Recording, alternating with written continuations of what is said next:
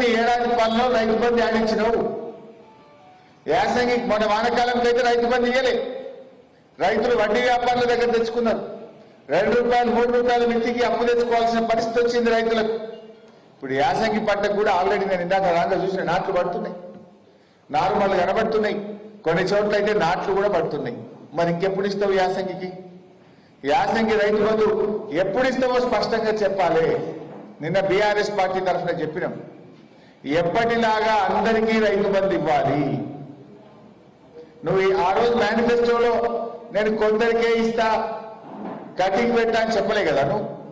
ఇప్పుడైతే 5,000 మేము వస్తే 7,500 అన్నావు. మరి చెప్పిన మాట ప్రకారంగా రైతులందరికీ 7,500 రూపాయలు చొప్పున, వానకాలం 7,500, యాసంగి 7,500 కలిపి 15,000 రూపాయల రైతు బంధు డబ్బులు వెంటనే రైతుల అకౌంట్లలో వేయాలని బీఆర్ఎస్ పార్టీ పక్షాన మేము డిమాండ్ చేస్తా ఉన్నాం. అప్పుడు ఏమన్నాడు కేసీఆర్ గారు? అప్పుడే చెప్పింది, ఈ రేవంత్ రెడ్డి వస్తే రైతు బంధుకు ఎగనామం పెట్టాడు, కోతలు పెట్టాడు, కాంగ్రెస్ మోసం చేస్తుంది అని కేసీఆర్ గారు ఆ రోజే చెప్పిండ్రు. చెప్తే ఆ రోజు రేవంత్ రెడ్డి ఏమన్నాడో ఒక్కసారి వీడియో చూద్దాం. ఆ రోజు ఏం మాట్లాడిందో ఒక్కసారి చూద్దాం. కేసీఆర్ అంటున్నాడు కాంగ్రెస్ వస్తే రైతు బంధు బంద్ అవుతుందని. ఎందుకు బంద్ అవుతుందే? మేమేమన్నా దివానా కాదమా? మాకేమన్నా దమాక్ లేదా? రైతుల కష్టాలు మాకు తెలియదా? రైతులకు కరెంటు బంద్ అవుతుంది, రైతు బంధు బంద్ అవుతుందని కేసీఆర్ మాట్లాడుతున్నాడు. ఇప్పుడు ఎవరు దివానా కాలే? మరి ఇప్పుడు దివానా కాలే ఎవరో రేవంత్ రెడ్డి చెప్పాలి. మరి రైతు బంధు బంద్ అయిందా, బంద్ కాలేదా? మరి ఇప్పుడు ఎవరు దివానా కాళ్ళు ఆయనే చెప్పాలి. మరి ఇప్పుడు ఆ రోజు కేసీఆర్ చెప్పింది నిజమైంది. వానకాలం ఎగబెట్టిండు, యాసంగికి ఎప్పుడు ఇస్తాడో, ఎంత ఇస్తాడో, ఎవరికి ఇస్తాడో ఇంకా చెప్పే పరిస్థితే లేదు. నాట్లు పడుతున్నాయి, రైతులు అప్పులు తెచ్చుకునేటువంటి పరిస్థితి ఈరోజు ఏర్పడ్డది. అంటే ఇంకా ఆ రోజు ఒక అడుగు ముందుకు పోయి కౌలు రైతులకు కూడా ఇస్తా అన్నాడు. రైతు బంధు 2 సార్లు ఎందుకు ఇస్తావు? 3 సార్లు ఇవ్వాలన్నాడు కేసీఆర్. మరి ఈ 3 సార్లు నేను ఎవరో తట్టుండు?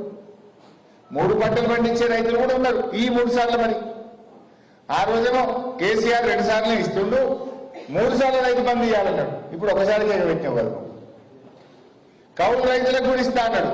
ఇప్పుడు వ్యవసాయ మంత్రి అడిగితే మాకు సంబంధం లేదు, అది రైతులు కౌలు రైతు చూసుకోవాలి. ఏంది అసలు నీ ప్రభుత్వంలో నీదో మాట, నీ మంత్రిదో మాట, ఒకరికొకరికి సంబంధం లేదు, ఒకరికొకరికి కోఆర్డినేషన్ లేదు. కౌలు రైతులకు ఇస్తాను ముఖ్యమంత్రి అంటాడు, వ్యవసాయ మంత్రి ఇయ్యం మాకు సంబంధం లేదు, వాళ్ళే చూసుకోవాలి, రైతు కౌలు రైతు అంటాడు. ఎవరిని నమ్మాలి? వ్యవసాయ కూలీలకు 12,000 ఇస్తా అన్నారు, అవి ఇంతవరకు స్టార్ట్ కాలే.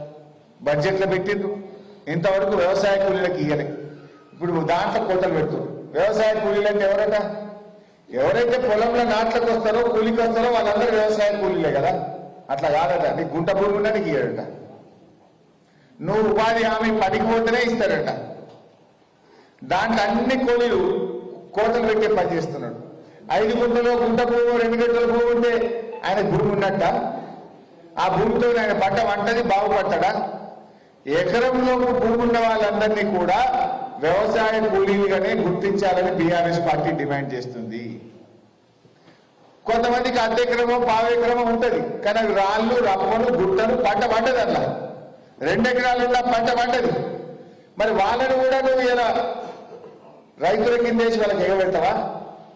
అందువల్ల ఇవాళ వ్యవసాయ కూలీలలో కూడా వడబోత పెట్టి ఏదో మమ అనిపించే పని చేస్తున్నాడు. మేము కోరుతున్నాం, ఉపాధి హామీకి వెళ్లే ప్రతి కూలీ వ్యవసాయ కూలీయే.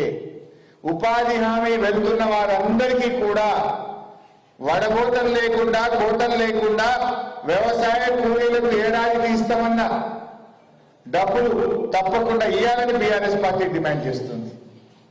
ఎకరంలో భూమి ఉన్న వాళ్ళందరినీ కూడా ఎస్సీ, ఎస్టీ, గిరిజనులే ఉంటారు కనుక వారికి కూడా వ్యవసాయ కూలీలకు ఇస్తామన్న డబ్బులు కోతలు లేకుండా ఇవ్వాలని కూడా బీఆర్ఎస్ పార్టీ ఈరోజు డిమాండ్ చేస్తుంది.